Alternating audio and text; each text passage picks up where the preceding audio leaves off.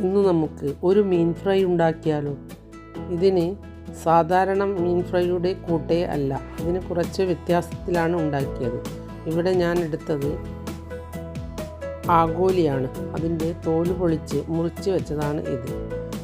ഇതിലേക്ക് 1/2 ടീസ്പൂൺ ഉപ്പിട്ട് 1/4 ടീസ്പൂൺ മഞ്ഞൾപ്പൊടി ഇട്ട് 1 ടേബിൾ സ്പൂൺ മുളക് പൊടിയും ഇട്ട് പകുതി പുളിനാരങ്ങ നീരും കൂടി പിഴിഞ്ഞൊഴിച്ച് ഇതൊന്ന് കുഴച്ചെടുക്കാം.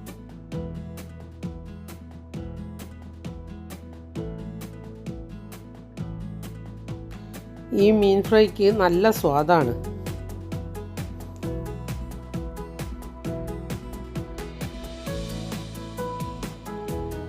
സമയമുണ്ടെങ്കിൽ മസാല ചേർത്ത് കുറച്ച് സമയം മാറ്റി വയ്ക്കാം. സമയമില്ലെങ്കിൽ ഉടനെ തന്നെ ഫ്രൈ ചെയ്യുകയും ചെയ്യാം.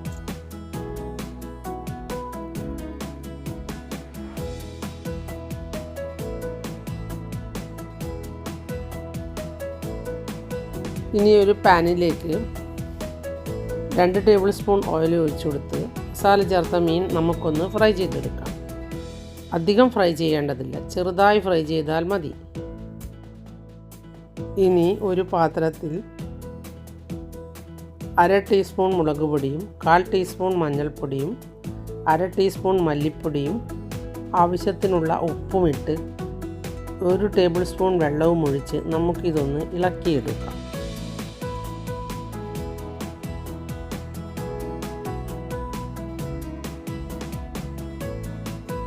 ഇനി ഇത് മാറ്റി വയ്ക്കാം.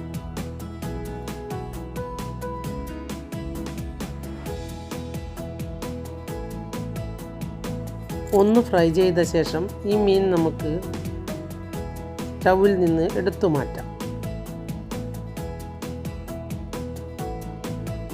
ആ പാനിൽ തന്നെ 1 ടേബിൾ സ്പൂൺ ഓയിൽ കൂടി ഒഴിച്ചു കൊടുത്ത് അതിലേക്ക് 5-8 വെളുത്തുള്ളിയും 1 കഷ്ണം ഇഞ്ചിയും കൂടി അരച്ച കൂട്ട് ഇട്ട് ഒന്ന് വഴറ്റിയെടുക്കാം.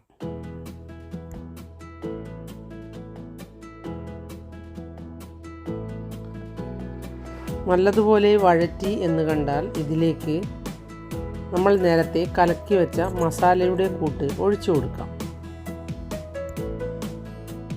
അതിൻ്റെ പച്ചമണം മാറി എന്ന് കണ്ടാൽ ഒരു തക്കാളി അരച്ചത് ഒഴിച്ചു കൊടുക്കാം. അതും ഒന്ന് നല്ലതുപോലെ ഇളക്കി അതിൻ്റെ പച്ചമണം മാറി എന്ന് കണ്ടാൽ ഇതിലേക്ക് 2-3-4 ഉണക്കമാങ്ങ ഇട്ട് കൊടുക്കാം. ഉണക്കമാങ്ങ ഇല്ലെങ്കിൽ കുറച്ച് പുളി ഒഴിച്ചു കൊടുത്താലും മതി. ഇനി മാങ്ങയുടെ എല്ലാം പുളി ഈ കറിയിലേക്ക് നല്ലതുപോലെ ചേർന്ന് കഴിഞ്ഞാൽ ഇതിലേക്ക് 1 ടീസ്പൂൺ ഗരം മസാലപ്പൊടി ഇട്ട് കൊടുക്കാം. ഇതും ഒന്ന് നല്ലതുപോലെ ഇളക്കിയെടുക്കാം.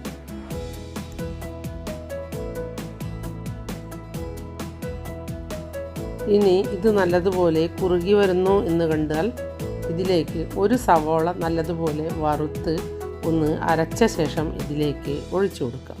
1 ടേബിൾ സ്പൂൺ വെള്ളം ഒഴിച്ചാണ് ഇത് അരച്ചെടുക്കേണ്ടത്. ഇനി അത് ഇതിലേക്ക് ഇട്ട് കൊടുക്കാം. ഇനി ജാറ് കഴുകി 1/2 കപ്പ് വെള്ളം കൂടി ഒഴിക്കാം. അത് നല്ലതുപോലെ തിളച്ച് കഴിഞ്ഞാൽ ഇതിലേക്ക് ഫ്രൈ ചെയ്ത മീൻ നമുക്ക് വെച്ച് കൊടുക്കാം.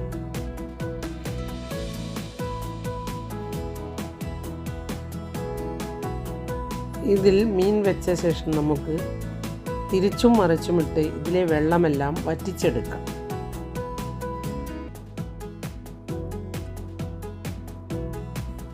ഇത് നിങ്ങൾ ഒരു പ്രാവശ്യമെങ്കിലും ഉണ്ടാക്കി അതിൻ്റെ അഭിപ്രായം കമൻറ്റ് ബോക്സിൽ എഴുതണം. വെള്ളമെല്ലാം വറ്റി എന്ന് കണ്ടാൽ ഇതിലേക്ക് കുറച്ച് മല്ലിയില ഇട്ട് കൊടുക്കാം.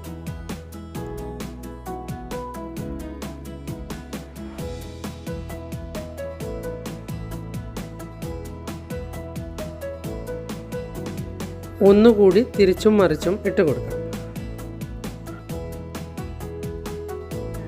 ഇനി നമുക്ക് സ്റ്റൗ ഓഫ് ചെയ്യാം.